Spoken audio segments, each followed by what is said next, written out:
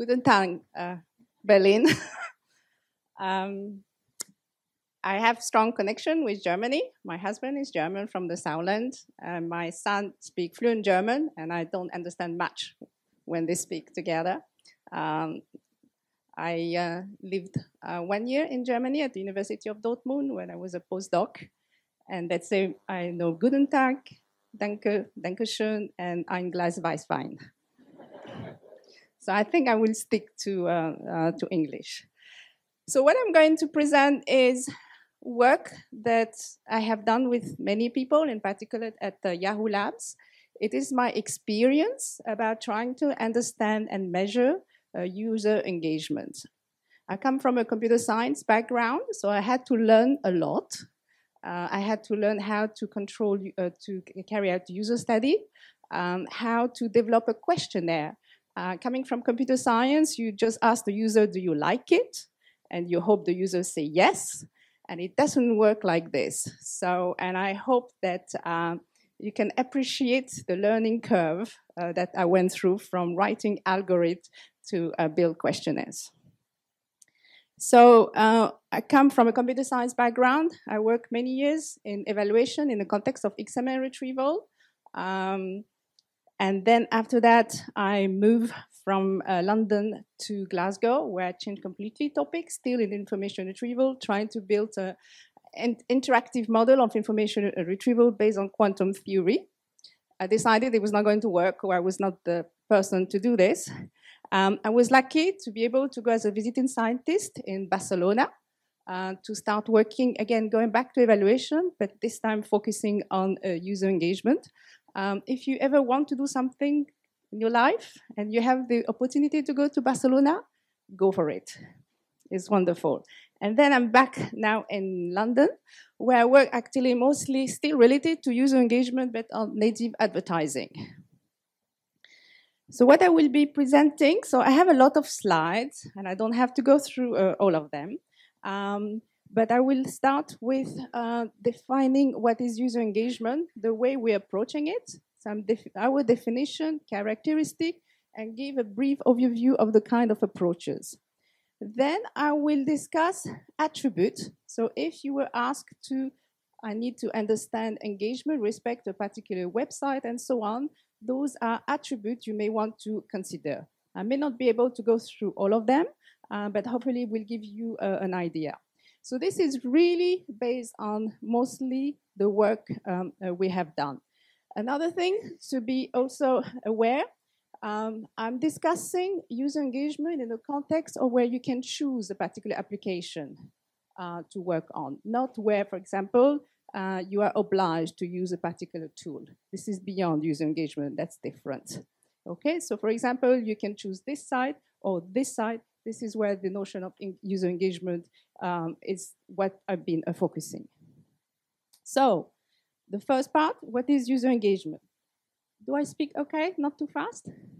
Okay. You don't want to hear me speaking German, really.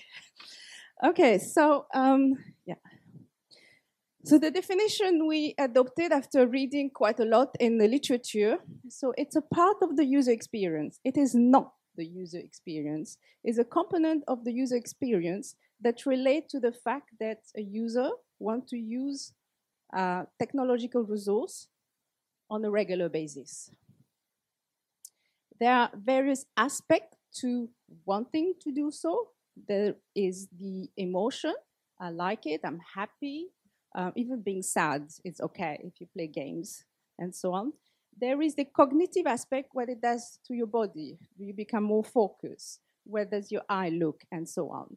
And there are the behavioral. You're clicking, you're spending time, you're sharing, and so on. So all those are all aspects of the user engagement.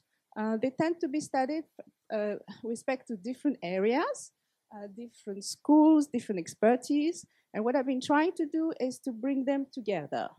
And it's been an interesting journey, and it's far from finished. So the way I did this is to look at one particular way to look at it is via self-report. Then the other one is via a measurement through physiology, and then the last one through analytics. And I will describe each of them more. So why is it important? We have a choice now. I can use this tool or I can use this other tool. When I use a tool, I have high expectation. It is not just about I can do the job with that tool. I expect much more. I expect to have fun. I expect to feel the experience of using that tool. Because there is a competition now, this is why there's a lot of focus. Okay, what is an engaging experience? How can I ensure that my site is engaging and so on? So when people ask me, so is my site engaging? And I'm like, well, it depends, because engagement is very different depending on the type of site. So we analyze a lot of data.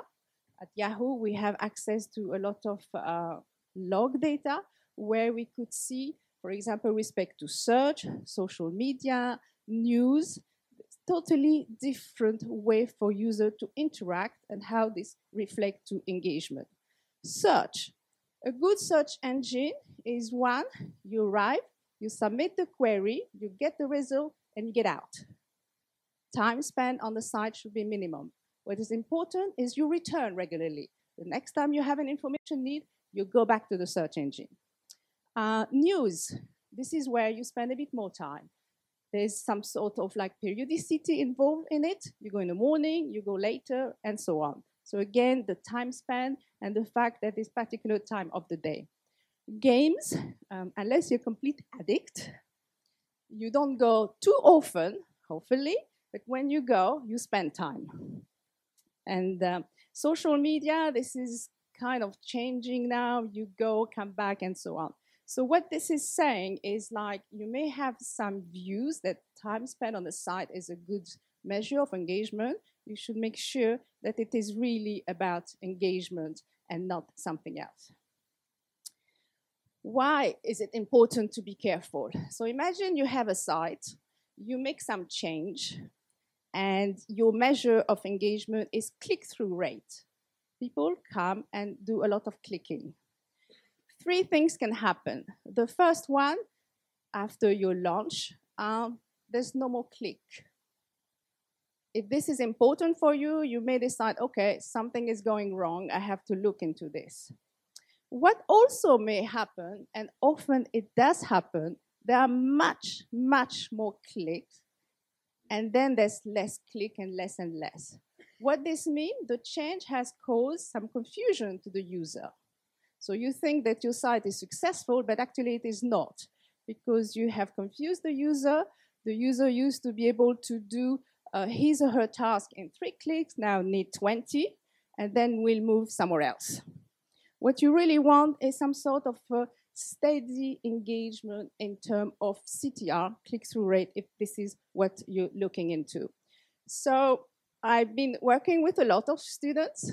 I've been a long time in academia, and they develop system and they compare one interface to another interface, and they came to me, oh, this one is better because there's more click. No, make sure the value of the click. So what are the characteristics of user engagement? So there's a number of them. They were extracted from various people trying to understand what characterize the fact that a user is engaged. The first one is focused attention. If you engage, you are focused. Just think about the fact that when you're doing something that is exciting compared to something that is boring.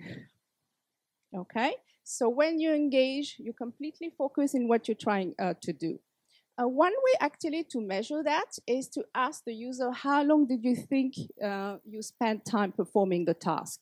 If it's longer to the actual task, is a strong sign of engagement, meaning that the user was focused.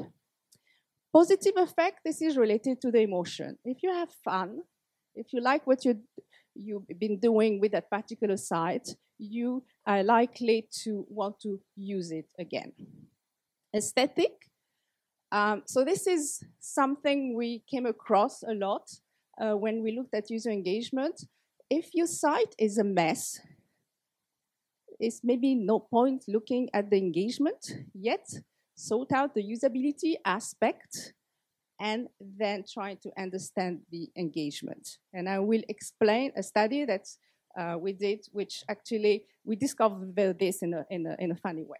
And durability, this is about the fact that you want to reuse it.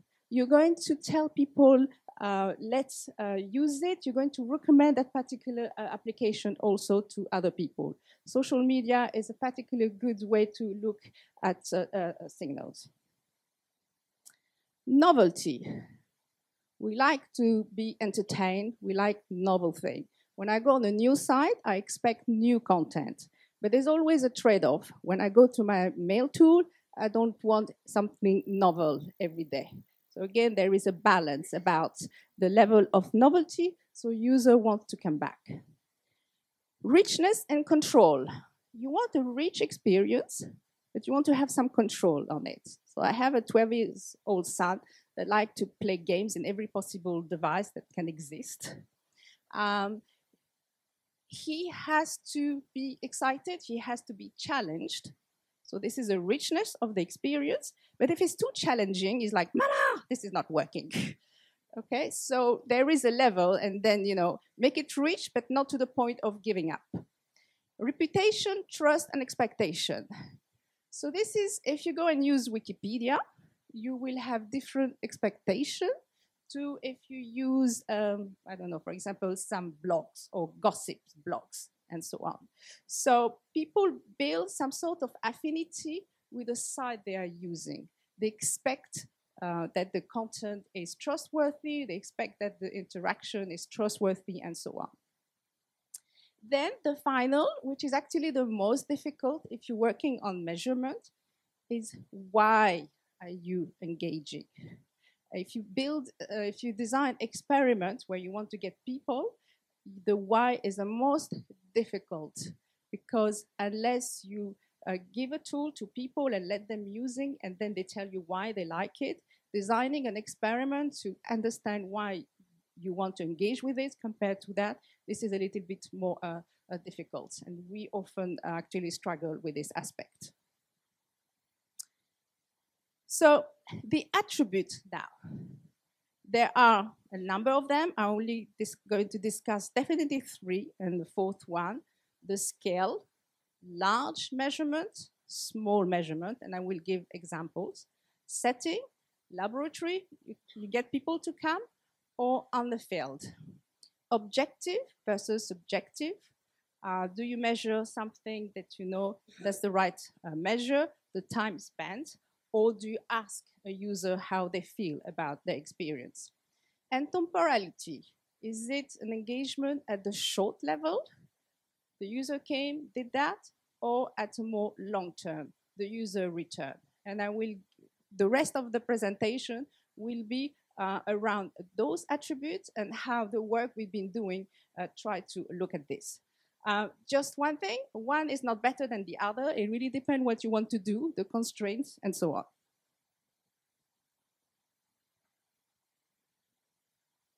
So in terms of the 3 types of measurement we've been looked into, self-report, this is where you ask the people. This is done via questionnaire, interview, think aloud, and think after protocols. This is where I learn quite a lot, working with people that actually design those self-report measurement. It is subjective. You ask the people. It is short-term. They come. You give them a task, and then you ask a question related to the engagement with that task. It can be also long-term. They come back. They come back, and you see how engagements change. It can be done, it's usually often done in the lab. You get people to come, but you can still go to people's house and try to understand how they engage, for example, doing their own stuff. It is small scale. You need people to answer detailed questionnaires and so on. Physiology, so this is where you kind of try to plug everything you can into a person. You're trying to measure what's happening in the brain, like the fact that they are sweating, and so on. So this is receiving quite a lot of focus now because there's a lot of instrumentation. It is getting slightly less expensive. Eye tracking has been used for many years now, and now there is the usage of mouse tracking, and I will discuss our experience with that. It is objective. You actually measure something that the user is doing. The user is not telling you anything. It is short term. You're not going to bring somebody and let them do something for like days and days with an eye tracker. It can be done, it's usually done in the lab. You need to plug people. But with mouse tracking, it can be done in a field. This is what I will be discussing. And this is small and large scale.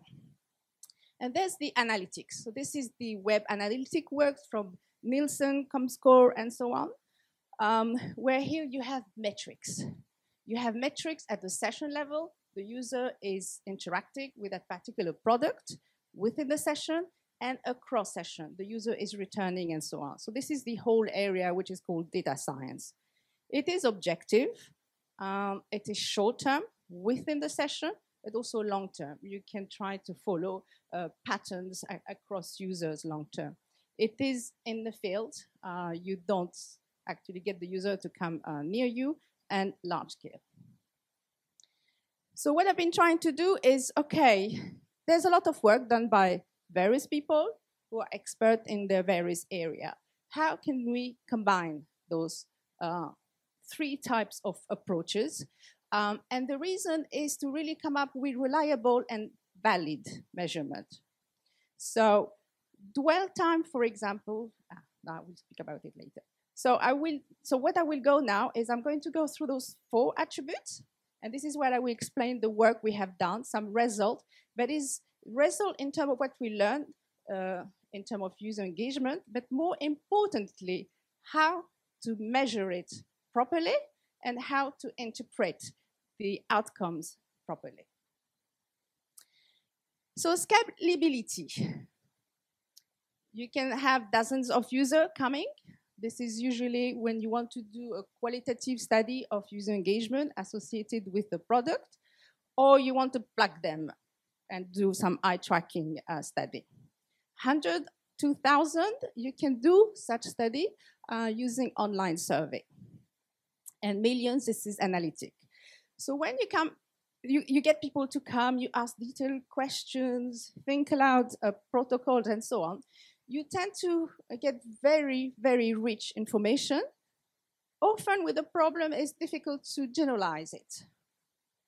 And at the other end, when you look at analytics, you get a lot of information that is, you can understand it to the point that, yeah, user come here, they spend always 2 minutes, this is a strong sign of engagement, but you don't know what it means in terms of those 2 minutes. Are they good 2 minutes? And so on. So large-scale measurements, so analytics, so those are a lot of analytics that have been used by many companies. Dwell time, so this is the time spent on a site or on a page, the duration of the session, bounce rate. If somebody arrive in your site and just return, okay, that's a negative signal, and so on. I just want to say a little bit more about dwell time. It's receiving quite a lot of noise at the moment. A lot of people are quite interested in using that measure. It's been recently shown to actually be a better prediction of user being satisfied by the news they are recommended, that, for example, click. So the fact that user goes somewhere is not as important as the fact that user, when arriving at that page, spend time on it. It is also used as a proxy of relevance in the context of search. You get a search result, you go on the result page, you click, and then you spend time on it. And in the context of advertising, it is also a signal of for proxy of conversion. And this is like an intra-session measure. So those are the large scale. Now the small scale. So this is a study that actually was done by a former colleague of mine, which looks at eye tracking. So trying to understand eye tracking. So the task was given to 18 users. They had 16 tasks each. And what they had to do is to pick the news that they will be interested in reading. And what was recorded is the eye, where they were looking into. So what was found out is actually when you have like pictures or the position of, for example, the news article, had a strong effect in attracting where the user was looking. This is kind of known. However, when the user decide what to read, the interest in the content was a primary motivation. So they can maybe look there, but actually when it's time to click, something else happened. So this is to show that with eye tracking, you could see what's happening in terms of what the user is doing, but this is not necessarily the same as in the context of a selection where the user goes. So questionnaire. So those are questionnaires now, again, in the context of small-scale measurement that have been developed by people based in Canada. So this is related to the focus attention. So this is when your focus is about being lost in your experience. And those are questions that actually we have been using in our study. They work to some extent, maybe to some other extent, not so much. So I lost myself in this news task experience. The time I spent performing this new task, just slip it away. Another tool we use is the PANAS questionnaire, which stands for Positive and Negative Affect Scale. So this is where you ask people to give between 1 to 5 how they feel before the experience and after the experience. There are the negative part and the positive one. What we found in our study is the negative one does not really matter much. Usually the kind of user engagement that we are studying, the experience is not like scary. It's more about the level of the positiveness than the negative. You don't get ashamed or distressed or hostile, hopefully, and so on. So this is also what we observe. We tend to only focus on the positive. So what we're trying to do again, so let's take two types of small-scale measurement, the eye tracking and those type of questionnaires, the focus attention and the emotion, the affect. So we took news from Yahoo News. We managed to identify users that were interested in one particular news compared to another one. The study had 57 users. It was a lab-based, and the task was reading. We measure the eye, and we ask them to answer those questionnaires. What we found, which was nice, is all metrics align with respect to the interestingness of the content. So when everything was positive, they all align. So each individual itself is not necessarily new, but for us, from term to like reliability and validity, we managed to show that everything aligned together. Then, okay, so eye tracking. Okay, it's aligned with a questionnaire typically defined to measure user engagement. Let's just push a little bit and let's look at mouse tracking. So mouse tracking, it's the fact that you use a computer. There's usually a mouse because you're going to be selecting, clicking, and so on. And there's a lot of work that has been shown, especially in the context of search, that the gaze, where the eyes is looking, align to some extent to where the mouse is going. So the idea, because mouse is more scalable, it also is something that you don't bring the user with you, meaning that they still remain in the natural environment. Let's just see whether we can try to push the boundary from small scale to large scale. Large scale for us is the analytic, but let's just do first the mouse because of this alignment.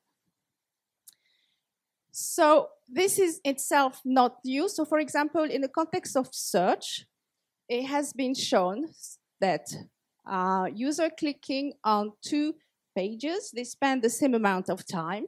So this is a dwell time. So if you use dwell time as a measure of relevance, you would think, okay, they are equally relevant. But when you look at their mouse movement, there is a difference. The relevant one, you can see there's much more pattern. The user is actually reading what's going on. Well, the other one, the non-relevant one, the user is skimming, trying to find the information. So again, you've got dwell time the same, but the mouse movement is telling you different behavior in terms of the relevance of the page. So it does work. So let's see how this would work in our context. So we still continue with our study, 22 users, and we calculated what is called mouse gesture. So you've got the mouse, you've got this point, and so on. There's a click, and there's a rest, and so on.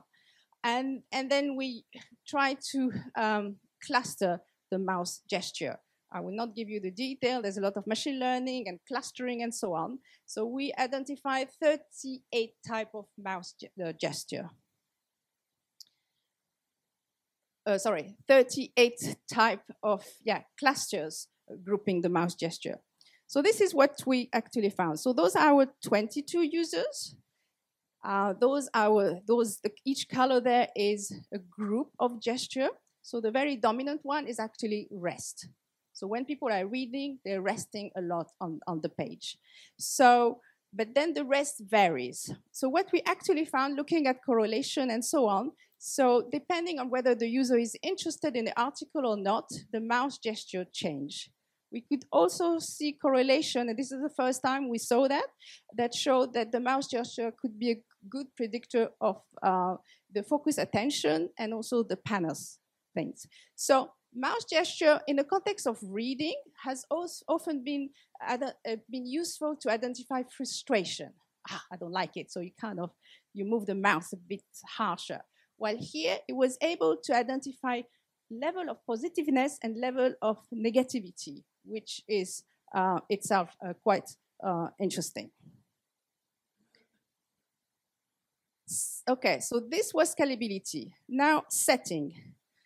So you get the people to come. So those are laboratory experiment or in the wild. You just want to see how people behave in terms of the engagement. When people come, you can put some control. You have a hypothesis, A, B, and so on. When they don't come, well, I've been looking at a lot of data. It's just random. It's unbelievable what the user do when you're trying to identify patterns, even when you have 2 million of users. So, but when you find the patterns, it's great because it's actually there, and so on. So what we've been trying to do is something in the middle. We wanted more users than the 60, but something that provides us deeper understanding. And this is why we have made use of crowdsourcing. I don't know, have you familiar with Amazon Mechanical Turk? One? Okay. There's a whole research area around crowdsourcing. So this is where you actually register to get people to do your task. So you pay them not as expensive as if you get people to come and sit in front of the computer, meaning you can go from 60 users to 500 for nearly the same price.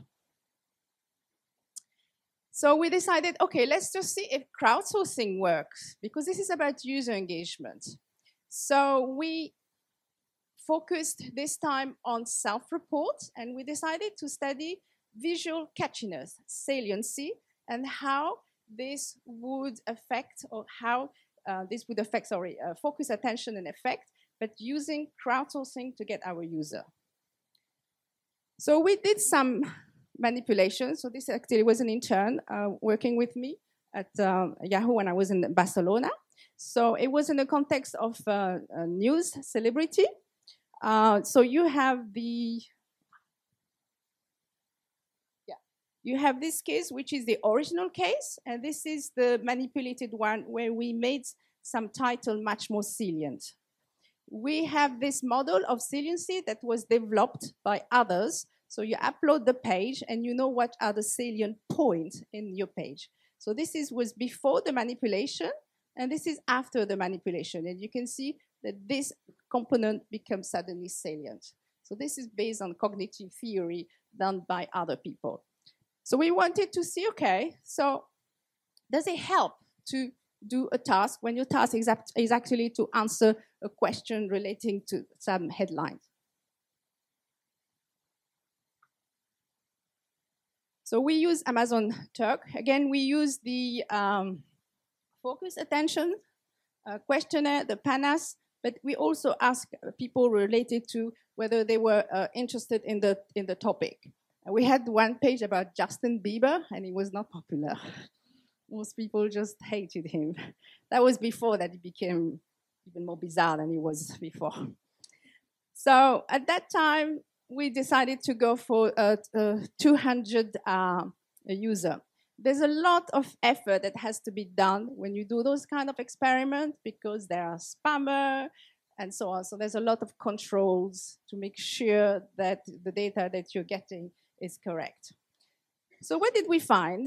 When headlines are non-salient, actually, yes, we could see people were, it was easier to find.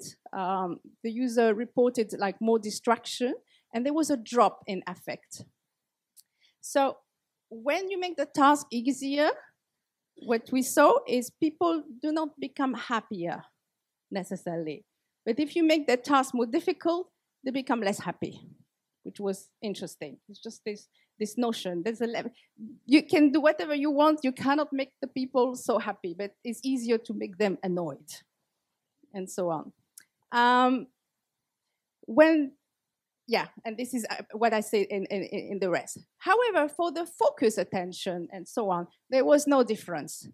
So, and we understood why, because they were focused in both cases. They're likely to be even more focused where the task was more difficult, because they have to solve the task. They were getting paid, so they had to do it. So again, it's just to show how measurements you have to always try to understand carefully what it means. However, we show that user interest in the web page content is a good predictor of the focus. So they didn't look at Justin Bieber, but others more, which was itself a good predictor of the positive effect. So again, the interest came. This was very, very dominant. But what we were happy with is crowdsourcing works. It really worked. We were very worried because there's so much teaching and so on, and we got a lot of feedback about aspects of the experiment and so on. So we're actually using this quite a lot. How long more? Well, no. Okay. Okay, so the next one is a funny one. This is where we thought we started to know what we were doing, and it just ended up in complete disaster. And I think it's always important to know the disaster story. So we wanted to look at objectivity and subjectivity.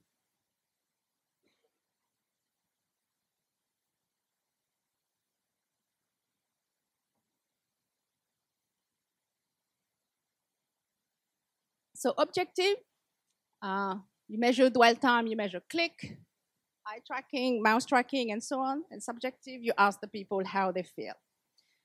So objectivity, you know what's going on because you observe it. And subjectivity, you understand what's going on.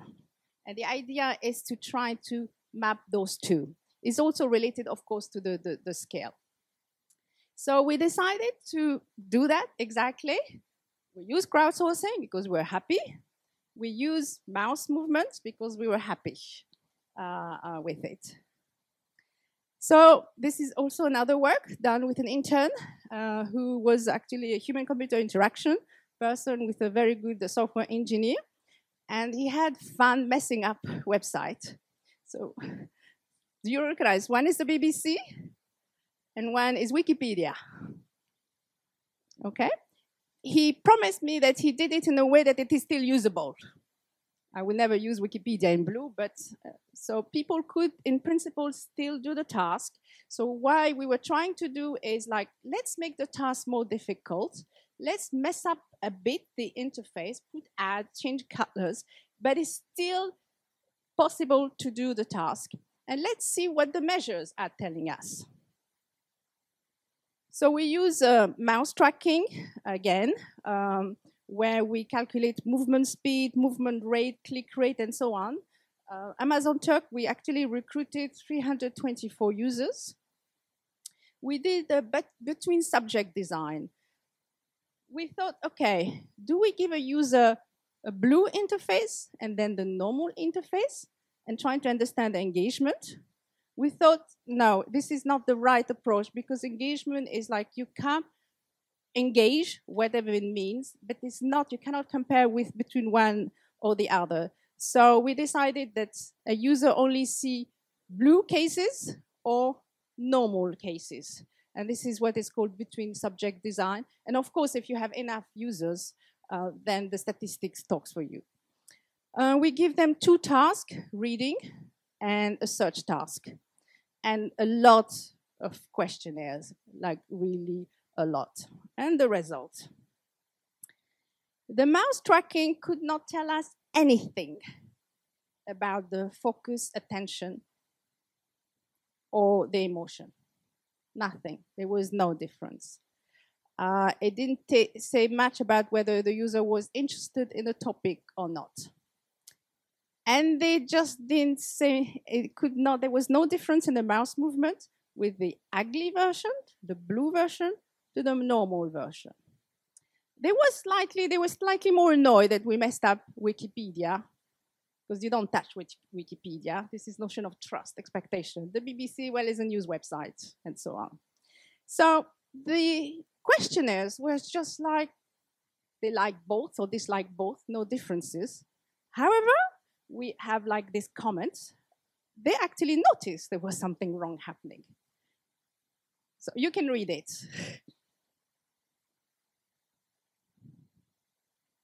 Okay? They noticed. And interestingly, only in the blue cases, the horrible cases, people were writing comments, not the other. So crowdsourcing works, but something else didn't work. And we just like, what did we do wrong? This is not possible. We spent like 1.5 months to do the design. We know our job, and so on. So I learned this word, working with HCI people, the Hawthorne effect, which is you get people, they do a task, they know they're doing the task. So they kind of sometimes inflate the score, and so on. The design, within or between. Of course, if we have shown them the blue and the normal, they must have reacted more. But we still feel that this is not the right things when you try to measure engagement. This is not about one interface is better than the other. Some other people say, well, you should have made the interface even worse. But this is like entering usability. It is, unless you want to really study the level of ugliness in an interface and impact on user engagement, your interface or your site should be decent. There is not much you're going to learn in terms of engagement if the experience is frustrated. What we actually found out is the mouse movement. We didn't do eventually a good job with this. We looked at just the appearance of mouse movement. We didn't look at sequences and so on. And work that I presented earlier actually show that you can see some signals and so on. So what this is I'm trying to say is get your methodology correct. If you don't find something, don't give up. Try to understand what does it mean. Because it's very difficult to try to say, well, this is a wrong way to do it, or actually there's no relationship. And no relationship is a result on its own. You can come up and say, this way to measure engagement is not working, or there's actually no engagement. Okay, so the last bit is temporality. So a lot of the work we tend to do is at the session level. The time spent on a particular site, eye tracking, how people interact, and so on. What is actually very important in the context of engagement is long term. You can come up with results saying this people tend to spend more time here than here. What is important is how does this translate to people coming back. So what we've been trying to look is to try to map short-term metrics to long-term metrics. And I will give you one example that show that it can work. So just to give more information about metrics, so I show briefly the intra-session measure. So this is within the session. And what we're trying to look is at the inter-session measure. So you know what's happening here. Next session, next session. So trying to predict what's happening here to future engagement. So time between visit, number of transactions, number of sessions per unit of time, and so on. So those are other measures that allow you to look at the inter-session measures. The intra-session measures are more about the activity, what the user is doing, while the inter-session measure is more about the loyalty of the user. All are important in terms of user engagement. So one study we did, we took absence time. The hypothesis is if your experience is good, you're likely to return sooner back to the site. And log data can give you this information. You identify user by anonymized browser cookie, and you see when they come back.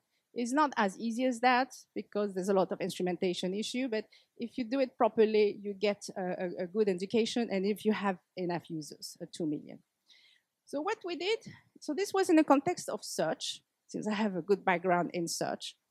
So we looked at 6 types of algorithms, buckets that were running on the Yahoo Answer Japan. So people could search within Yahoo Answer Japan, 6 different buckets, and trying to see the effect in the absence time.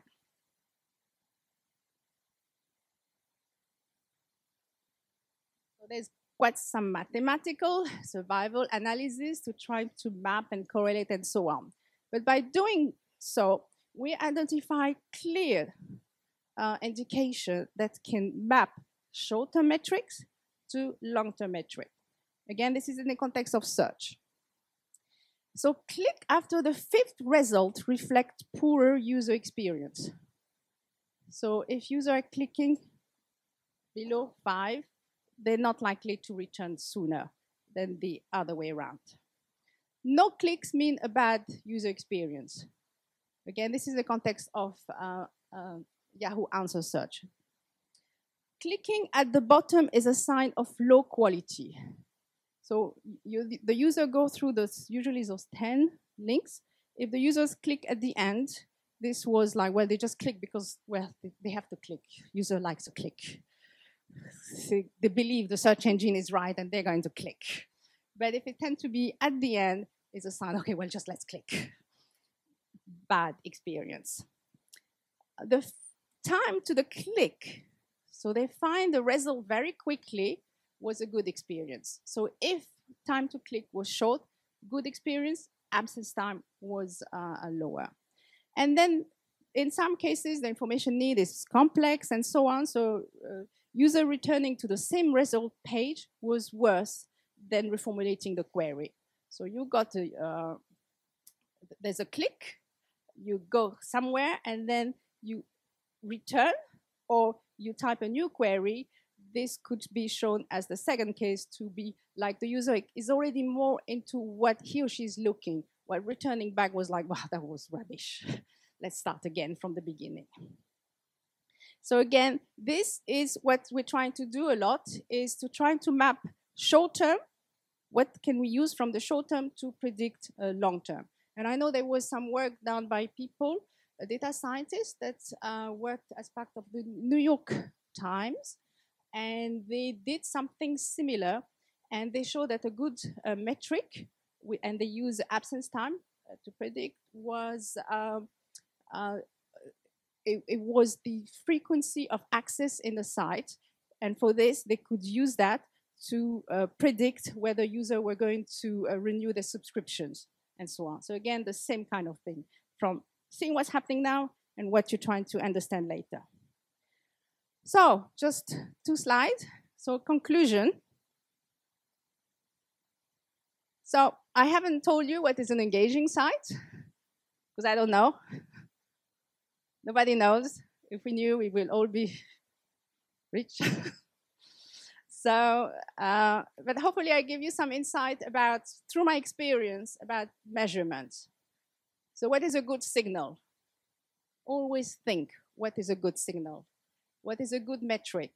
From a signal, you can get 5 metrics. Some of them will not be good.